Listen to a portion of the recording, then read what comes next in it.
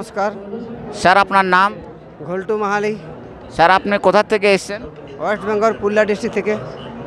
আচ্ছা স্যার, আপনারা যে এইখানে এসেছেন নেপালে আশ্রম সন্ত রামপালজি মহারাজের আশ্রমে, তা এখানে আপনি যে এসেছেন তো এখানে এসে আপনাকে কি ভালো লেগেছে? এখানে যে ব্যবস্থা সন্ত রামপালজি মহারাজের, প্রথমত জুতা ব্যবস্থা, জলের ব্যবস্থা, খাবার ব্যবস্থা, শোবার ব্যবস্থা, মানে অনেক অনেক ভালো লেগেছে দেখে, এই সব দেখে। এই সকল ব্যবস্থাগুলো যেগুলো আপনি দেখলেন, তা এগুলোর জন্য কি আপনাকে কোনো টাকা পয়সা নিচ্ছে? না, কোনো টাকা নিঃশুল্ক, যাকে বিনা পয়সায়। আরও অনেক সাধুসঙ্গ দেখেছি, কিন্তু এরকম ব্যবস্থা কোথাও দেখিনি।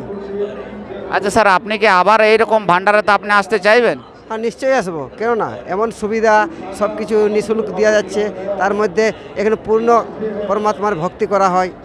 নানা রকম এখানে আছে, শোবার ব্যবস্থা আছে, অনেক রকম সুবিধা আছে, যেটা মুখে প্রকাশ করা যাবে না। আচ্ছা স্যার, আমরা জানতে চাই, আমরা এই প্রদর্শনীতে কিন্তু এই শ্রী সন্ত রামপালজি মহারাজের প্রদর্শনীতে এখানে কিন্তু অনেক কিছু শাস্ত্র কিন্তু রাখা আছে, তো এই শাস্ত্রগুলো এতগুলো শাস্ত্র রাখা আছে, তা এটা কিসের জন্য? এখানে মানুষকে বোঝানো হয়েছে সত্য জ্ঞান, আধ্যাত্মিক জ্ঞান, যাকে মানে শাস্ত্রের আধারে, যেমন বিনা টিচারে বিনা পড়াশোনা হয় না, সেই আধ্যাত্মিক টিচার আছে এখানে, যেমন সন্ত রামপালজি মহারাজ আধ্যাত্মিক টিচার। তিনি আধ্যাত্মিক টিচারের মধ্যে যে আধ্যাত্মিক বই একদম খুলে খুলে দেখিয়ে দিচ্ছে, যাতে মানুষে বুঝে। এই জন্য এই বইগুলো রাখা দরকার। ধন্যবাদ। ধন্যবাদ।